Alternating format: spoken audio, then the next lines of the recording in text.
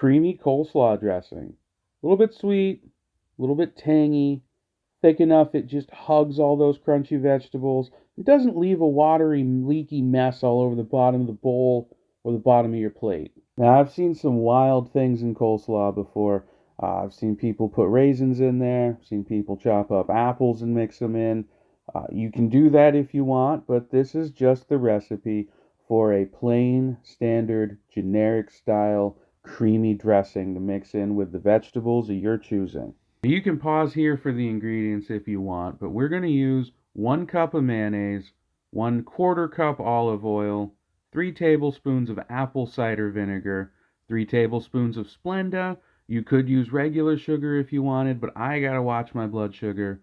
1 teaspoon of celery seed, 2 teaspoons of Dijon mustard powder, a half teaspoon garlic powder, and 1 teaspoon of onion powder. As always, salt and pepper to your individual tastes, but I always make sure there's a healthy amount in there. Yum! So I'm going to eyeball everything here. That should be about a cup of mayonnaise. And it doesn't matter to me what kind you use. I don't have a favorite in the Hellmann's Dukes Goopy Wars here.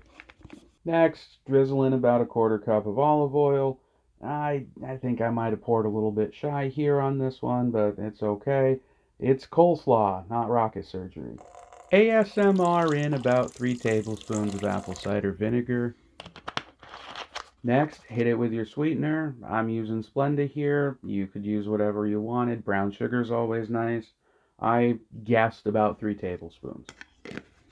Teaspoon of celery seed. 2 teaspoons of Dijon mustard powder. I really like the one from Pampered Chef.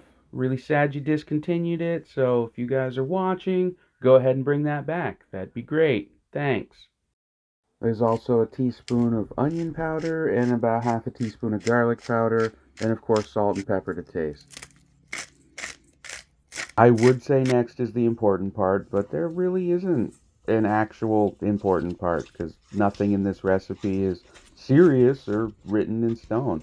Just make sure that when you're mixing it all up, you get everything into one smooth, creamy consistency, and keep mixing until all those little chunks of mayonnaise have dissolved and become part of the mixture.